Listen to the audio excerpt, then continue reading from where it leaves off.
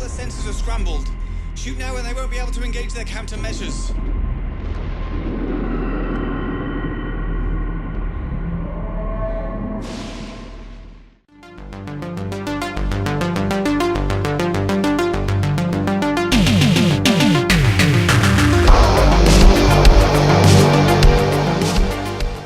Hey guys, it's Byron here and welcome to Geek Legion of Doom. Today we are joined by a very special guest, an actor and producer known for starring in many of Neil Johnson's sci-fi epics as well as many other films too. It is indeed Tracey Birdsall. Hi Tracey. Hi Byron. So thanks a bunch for doing this interview, I really appreciate it. And today we're mainly going to be talking about your new film Rogue Warrior Robot Fighter. My first question for that is, how does it make you feel receiving awards such as the Female Action Performer of the Year for the Action on Film Festival and being called Cinema's Next Action Hero? It's amazing, but it's only amazing for like a night. Because in sci-fi you have to remember that there's a lot of praise, but with the geekdom there's also a lot of negativity and picking things apart. So you have to stay super separate from it in order that, you know, the criticism and the picking apart doesn't affect you and the praise doesn't affect you. You have to stay really grounded. I think anytime that you're an actor, but particularly with sci-fi. By this point, Neil Johnson has created a huge, in-depth sci-fi universe and lore, with all his films connecting with one another. So how did you immerse yourself into this complex and interesting world when acting in Rogue Warrior Robot Fighter? That's true. He does have quite an immense universe he's built up here, but you don't judge it. You get the script, you work on your character, you work on your journey, you work on what it is that you're bringing to the project, and you trust the fact that everybody there, if you're steering in a different direction or something and it's going away from things, will bring you back. You know, that's why you have a director, that's why you have all of these other people. And so you don't. You focus on your part of the puzzle.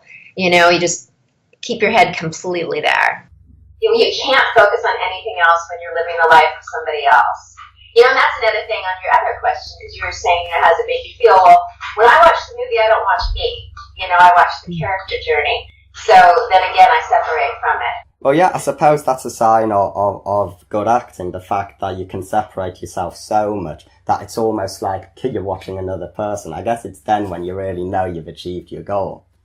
Yeah, and it is like watching another person. I keep telling my dad, who has a copy of the film, and he says, I sat down to watch it, he goes, and I told him, you cannot watch it like you're watching me. And he can't do that, so he hasn't made it past the opening scene. I'm like, if you can't go on her journey, Dad, who's a huge sci-fi fan, I go, then you shouldn't watch the film until you can. You know, he has a lot of things going on in his life right now. So my mom has Alzheimer's, so everybody's very focused on that. And I said, until all this is passed, I said, just wait, you know. Yeah. And then the next film is even completely different from this film that we're actually working on this afternoon too. Wow. Yeah. A busy day then. So, linking on to that question, what is your take on Neil Johnson's evolving mythology and shared universe with his films? I love what he does. I mean, the guy's genius, but what I really love is how all of his films get better and better. And I love that, you know, we all evolve as humans in our art. And he's evolving as a filmmaker in his art. He's a brilliant director. Probably one of the best directors, and I've worked with some pretty amazing directors, but he knows exactly, you know, what hair he's splitting, you know, bring you back just a little bit, bring you forward, you know, it's always like 2%, 1%, and it's nice that he cares to that degree, because it's his baby. And, yeah, and with Rogue Warrior, he just knew it had to be more epic than anything else that he'd ever made before. And for me, my job is to make my performance more epic within whatever my role is. People say, well, how much time did you put into it? Well, we didn't stop.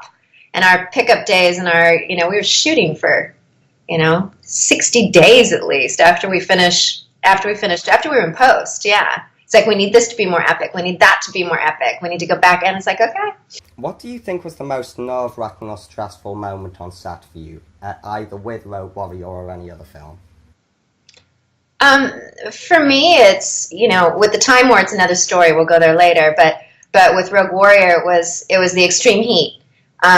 Sometimes reshoot days or additional shot days where it was 120 degrees. We're out in the middle of the desert, and I'm having a fight sequence with practical robots, and that's exhausting.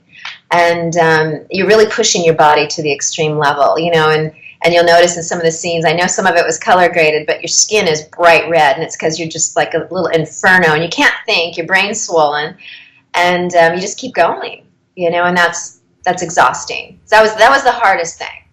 Obviously, Neil Johnson is no stranger to putting sci-fi homages in his films. For example, in his film Alien Dawn, it's basically a huge letter to War of the Worlds. So, seeing as you're a big sci-fi fan yourself, were there any homages you or Neil Johnson put into Rogue Warrior Robot Fighter?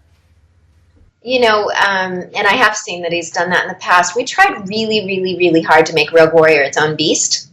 And so, of course, there's all the memories and things of all the sci-fi films that you've seen. So, of course, I'm sure some of that ends up being there without it being intentional. But our intents with this film were to make it something that other films would be compared to rather than comparing it to other films.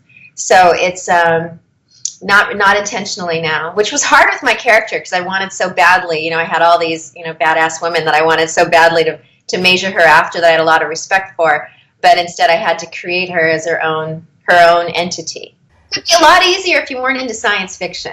There's a lot of people, they look at the science fiction stuff, and the people who don't like science fiction, who haven't watched everything, and so they don't look at things as original or not original ideas. That's just their third party. For me, it's hard because they're all ideas that have been out there, and science fiction's job, in my mind, is to make you think of the what ifs and what could be, and all these other possibilities. And so it opens your mind. Even when you're watching a film, you're having thoughts that are outside of what they're having. So it's like, what are my original thoughts and what aren't? It's a really tough one. And my next question is, what drew you to the character of Sienna? I'd have to say everything. Everything. I mean, what I look for in any script is a character journey and a character arc.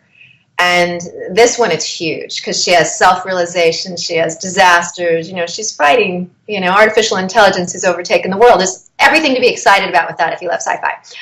But it also had the huge arcs and she's stronger than I am, she's more vulnerable than I am. So they were the experience to have those experiences as an actor, to live that life and to have that become part of my fabric. I love to be pushed. I love to do something I haven't done before.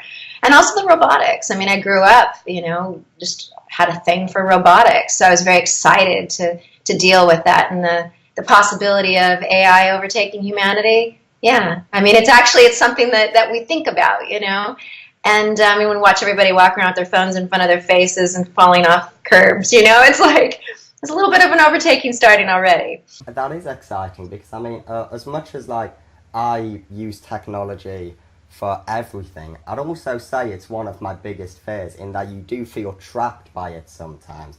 And I guess this film is just an escalation of that. It is. And, it's funny because after I got really into the whole idea of artificial intelligence overtaking the world, because, of course, I was immersed in this. So I start reading about it and what's happening, and then I saw the Elon Musk article with, what's the Facebook guy? Yeah, that guy. And so I was typing about it and tagging him and all this stuff, and I'm like, so then I start researching Siri, right? So ask Siri on your phone and say, so what do you do with all the information you collect? And ask Siri, are you listening to me when I'm not talking to you? And you will not like the answers. And I kept asking Siri all these things, and she said all the wrong things, right? So I turned off my Siri, and I hate it because I'll be driving and I want to text somebody by talk, and I'm like, I don't want somebody gathering everything that I say and storing it somewhere. I mean, I just find that to be horrifying. But it's a good example. So everybody ask Siri those questions, any question you want, and you will not like her answers to what they do with your information. She can listen to you while you're sleeping. She can listen to you. You don't have to push that button. God, that's scaring me now. Let's move on to the next question. But see, it makes you think, and that's what science fiction's for. It makes you think. You obviously have a very extensive filmography under your belt, ranging from comedies to sci-fi and many other genres, such as horror, with films such as The Prophet's Game and Dawn of the Crescent Moon. But what would you say draws you to genre films above other films? would say that I'm drawn to any genre of film just because I try not to get pigeonholed, and I think that it's like an exercise. You know, you want to do drama, and then you want to exercise your comedic timing. You know, so then you do a comedy, and especially doing sci-fi, I have to keep making sure that I stay within the other genres because I don't want to get pigeonholed. I've done a couple of horror films, but I've never been the screaming girl. I would never be the screaming girl because then you're always going to be a scream queen. So I'm always looking for that to add to my portfolio of work that grows me as an actor and a human being, but also that allows me to keep growing within my craft and doesn't get me stuck or labeled. Sci-fi is the most fun. Whose Jenna was only a week apart from Rogue Warrior when we shot that. So you're going straight from this big comedy to, you know, sci-fi, and I love that. I think that it keeps your tools honed. Yeah, I bet that was a weird experience going from one film to a drastically different one. It was, but at the same time, it was really easy because I got off book and figured out the character for the second one before the first one, so that when I worked on the first one, I could go straight into it. And then you like put it down and you pick up the other one, and then you're done shooting both of them, and you're kind of like, okay, who am I? Completely confused. So it was pretty funny. Having an existential crisis due to being an actor, the struggles. It takes a while. If you go straight from one to the other and they're both leads and features, then you get really confused. I know that in your films you do your own stunts. So did you undergo any training for your action sequences, specifically in Rogue Warrior? Well, I think part of why I got to do Rogue Warrior is because I train and I fight and I do all those things in real life. So I don't think that you can sign on to do a film like that if that isn't already part of your pedigree and part of who you are. And I was raised, my dad, you know, he used to be a wrestler when he was younger, and so we used to wrestle, and then he'd teach me to fight, and he'd teach me to fall and all those other things. Now, that said, we did have a choreographer on set for some of the stuff, but, you know, I always tell my dad when I see him, I'm like, I'm so glad you taught me to fall, because I fell a lot, planned and unplanned. So I would say that it's like the chicken before the egg. Like, you have to have some ability and some capability and be training, but then, of course, they have to train you specifically for that role. So there were sequences, and I'll tell you a good thing that I haven't said before, and that is there's a part where I'm out in the desert and I'm fighting all these little round robots that are trying to take me away. And I get in a fight with them, and I do a round kick to one, and I hit another one another way. And this is one of those days where it's 120 degrees in the desert. And there was one robot left, and he goes, well, you can either do this or you can do that. And I go, can I headbutt it? Because I played soccer, right? And he goes, what do you mean headbutt the robot? Can I headbutt the robot? Because it's like an homage to, I was on the boys' soccer team when I was younger, because I didn't have a girls' soccer team. And I go, that would just be so funny. And like anybody that I knew growing up would find that to be so funny, you know. And it actually made one of the trailers, that moment. So I headbutt one of the robots. Did the harsh terrain in Rogue Warrior Robot Fighter make it really hard to shoot? Or? For me, yes. For the guys, no. They were always in a nice, safe spot, you know. It's like, but yeah, I mean, dealing with not just the temperature, but also the stuff out in Yuma, Arizona, going up hundreds of feet of sand dunes. But, you know, sand dunes have the curved side, which is where you shoot. And then they have the harsh side, which is, you know, the face of it. So I had to go up the face of it and back so there weren't any footprints. And I'd literally go, like, above my knees, thigh high. I'd have to get up there, empty out my boots, and then I'd have to regain my strength before I could do the fight sequence on the way down. So yeah, it was really, really harsh. And then you have to do it another 10 or 15 times for the aerials and for everything else. And we got caught in windstorms in the desert where sand in my eyes and my ears and my mouth, and just, yeah. But it looks so real, and I like that. I like that grittiness, you know. Well, I suppose one of the reasons it looks so real is because by the sounds of it, it partly was. It was really real, and it's like I got injured a lot. You know, I have hundreds of pictures of giant bruises on my hips from falling off the speeder bike, and over and over and over again.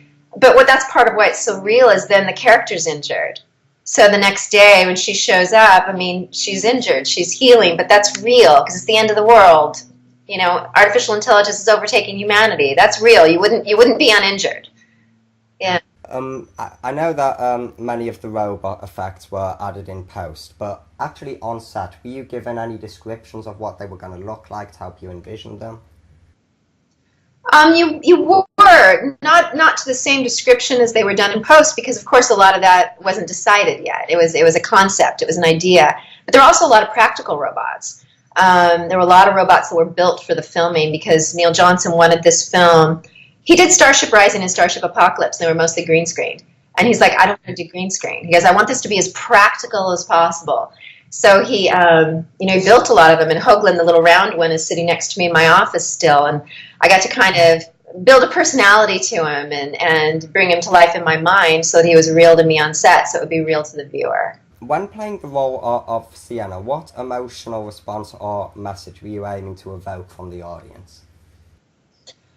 The main thing I wanted to do was Sienna, because hers is a character journey. And the one thing you have to do with any film, be it sci-fi or anything else, is if you're going on this journey and you're having new realizations and things happen to you, you have to take the viewer with you. And you have to take the viewer with you to identify you, whether they're male or female, no matter what age they are. So you have to go to those emotional places. You have to actually feel those things so that people, feel for her, cheer for her, all these other things. So it's very much a human story with science fiction as a backdrop.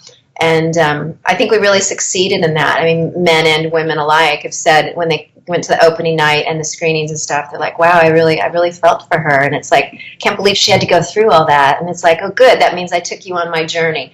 My job isn't to make you watch me or like me as a person, it's to make you go on her journey. You've recently finished filming At the Edge of Time and The Time War. Can you give any details about what we can expect from those films? Actually, Time War is coming out first, and we're still in production on it. We actually opened up and went back into production on it because it's such a massive undertaking. The Time War is a epic science fiction, disturbing drama. I mean, it's Adolf Hitler traveling through time trying to rewrite history, and I play Dion, which is both his daughter and his nemesis. And there's many different versions of us because of time travel. So we had to create these different little entities. But the scenes in it are so epic. If you saw one of them in a science fiction film, you'd be like, oh my God, I can't believe I saw that. But there's like 15 of them. I mean, it's just like, it boggles my mind even reading the script and preparing for it. And we're actually shooting this afternoon. But it is really, Neil Johnson's really outdone himself. But the reason he did that is because every film has to be better than the last. And that's kind of something that he's done all along. And so this is just the continuance of that. But I think he skipped a few steps now. I mean, Rogue Warrior was a huge leap forward. And then this is another huge leap forward. Before that, he was taking steps, and now he's jumping, Yeah, it's amazing. Sci-fi and low-budget fans have been very receptive of not just Neil Johnson's works as a whole, but especially Rogue Warrior, which has garnered some very strong reviews, with usually your acting cited as one of the best parts of it. So do you have any comments or thoughts as to why Johnson's work or Rogue Warrior Robot Fighter in general has resonated with the fan base like it has? We kind of set out to make this epic film using our skills and our talents that we've taken from the past, and it's like, let's just do something and make it really big. And we also chose to take the fan base with us from the beginning. So we had every step of the way out in the news and did interviews every step of the way, which usually when you're in production on something, you don't do a lot of interviews. But we went out of our way to make sure it involved the people that were looking forward to it, and we put out new artwork and new teasers and stuff like that. So it was really kind of fun. We felt like we were doing it with a whole bunch of other people. And some of the support that we've had, like Jeff Berkowitz from Sci-Fi Magazine and everything, he's always, out there pumping it up for years. And Geek from Latino Movie Review, and then they're even excited when it comes out. They're like, wow, we follow so many movies that never make it out. And then here you guys are, we've been following your journey all the way, and now we get to see it, and they love it. And that's where some of our quotes came from, is these guys that have been following it since its inception. And so I think that's the thing. You include everybody. We love that. We love the press, we love the fans, we love everything else, and then we put out the very best thing for the budget that we could. And so that's what we have to do next time too, yeah. Yeah. Well, great answers here, and I hope your filming this afternoon goes well. So I think that's pretty much all I have to say. So thank you so much, Tracey, for coming on here, and I hope you have a great rest of your day, and good luck with what you do in the future. Thank you, Byron. Ciao. So, I hope that you guys enjoyed this interview. I had a blast talking to Tracey and I learned so much. She was just the nicest person during this interview, but as well as thanking her, I'd like to take this moment to thank a couple of other people who made this video possible. The first person is Bobby Lapaya, who is another YouTuber who contributes to this channel, and he actually came up with a lot of these questions because he is a mega fan of Neil Johnson, so he was the perfect person to go to for this, so be sure to check him out. And as well as this, my friend Reese, also known as Games of Reference on YouTube, helped clear up a bit of the audio, so a big thank you to him as well, and be sure to check him out. And if you want to see more from me, be sure to check out my own YouTube channel, Byron's Reviews, in which I review and talk about movies, mostly B movies, and occasionally video games. Right now I don't have a set upload schedule on that channel, but I do hope to jump right back into one soon and create many more videos on a regular basis. So if you want to hear about how that goes, be sure to click the link in the description and go over there. But until next time, I will see you later. Bye!